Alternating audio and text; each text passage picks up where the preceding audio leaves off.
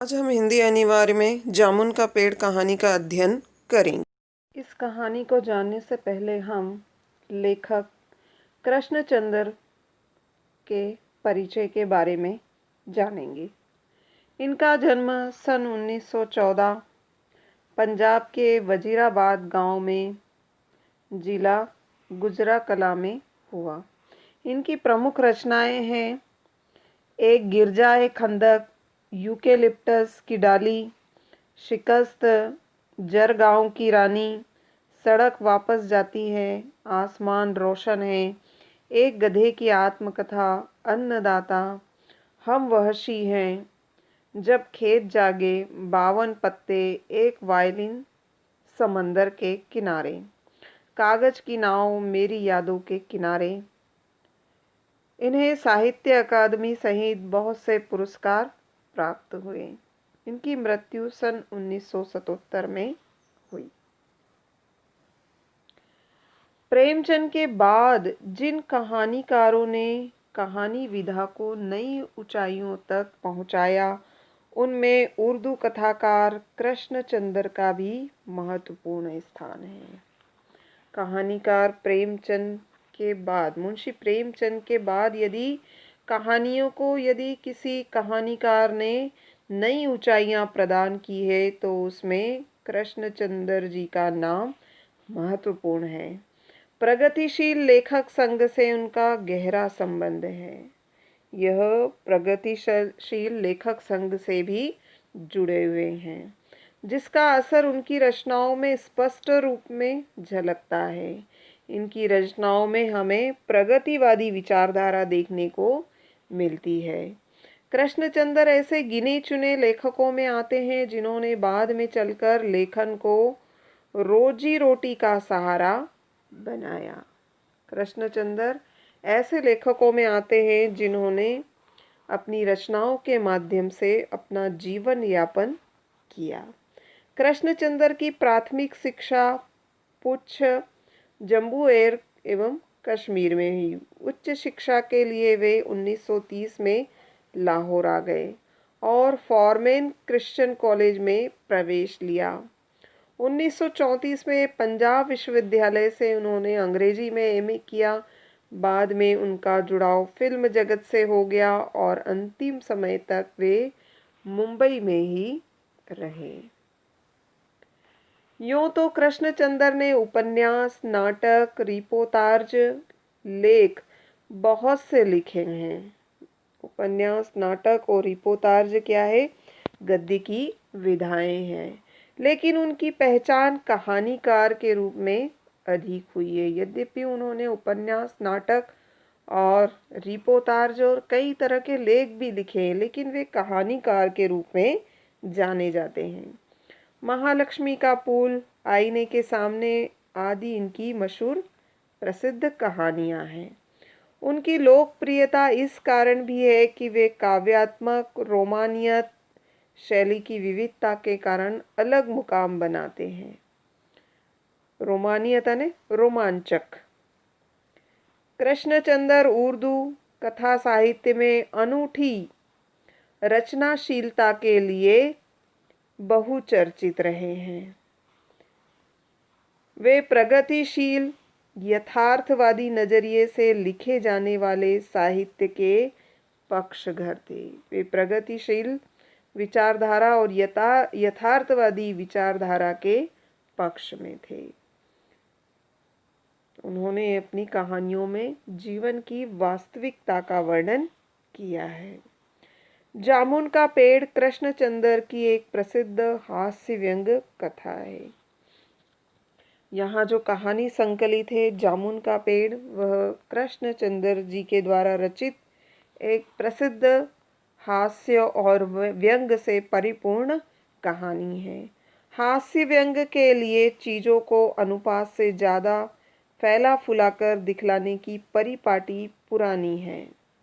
यह कहानी भी उनका अनुपालन करती है। यह कहानी भी उन्हीं के अनुसार है। इसीलिए यहाँ घटनाएं अतिशयोक्तिपूर्ण और अविश्वसनीय जान पड़े तो कोई हैरानी नहीं है। विश्वसनीयता ऐसी रचनाओं के मूल्यांकन की कसौटी नहीं हो सकती।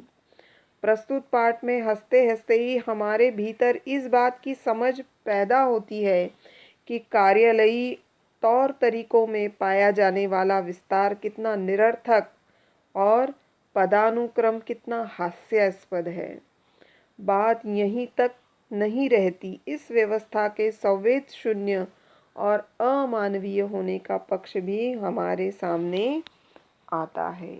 यहाँ पर लेखक ने बताया है कि यह एक हास्य व्यंग्यपूर्ण कहानी है जिसमें दिखाया गया है कि सरकारी कार्यालयों में हद से ज़्यादा संवेदनहीनता है और कार्यालय के जो तौर तरीके हैं वे भी कैसे हैं, हास्यास्पद है।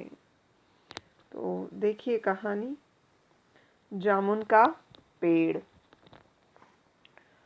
रात को बड़े जोड़ का झंकड़ चला। झंकड़ यानी आंधी तूफान। सेक्रेटेरिएट के लॉन में जामुन का एक पैर गिर पड़ा। सेक्रेटेरिएट यानी सचिवालय, लॉन यानी खुला मैदान। सवेरे को जब माली ने देखा तो उसे पता चला कि पेड़ के नीचे एक आदमी दबा पड़ा है।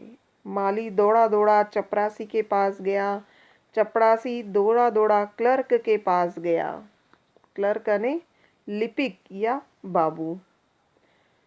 क्लर्क दौड़ा दौड़ा सुपरिटेंडेंट के पास गया। सुपरिटेंडेंट ने कार्यालय अधीक्षक। सुपरिटेंडेंट दौड़ा दौड़ा बाहर लॉन में आया।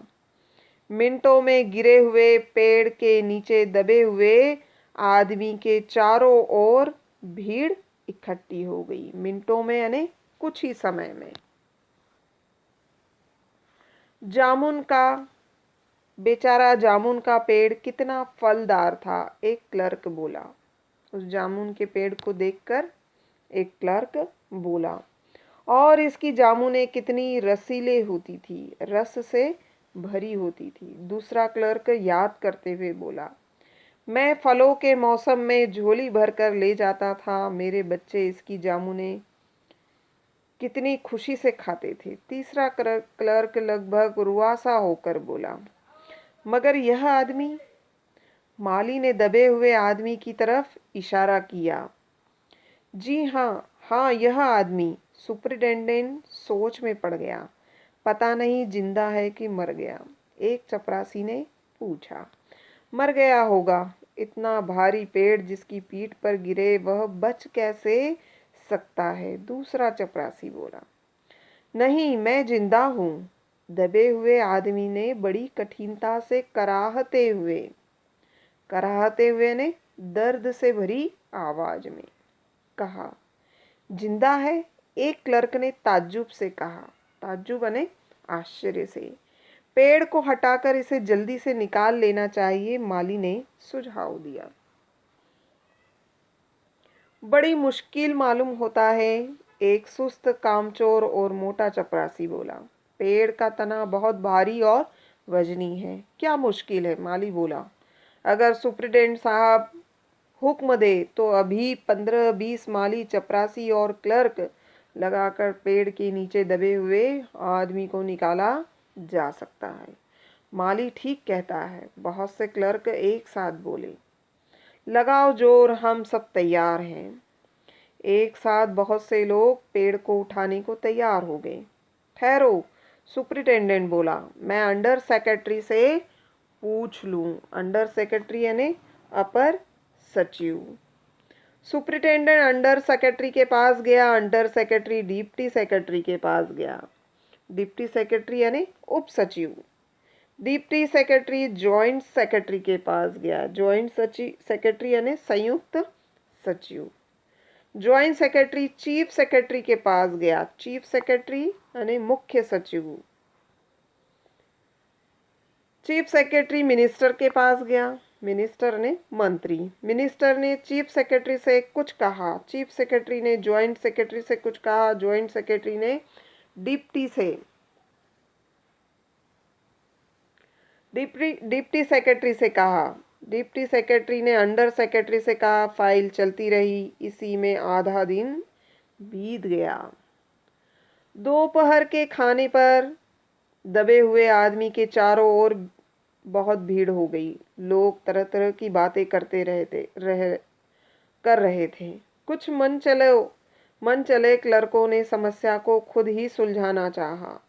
वे हुकूमत ने आदेश के फैसले का इंतजार किए बिना पेड़ को अपने आप हटा देने का निश्चय कर रहे थे।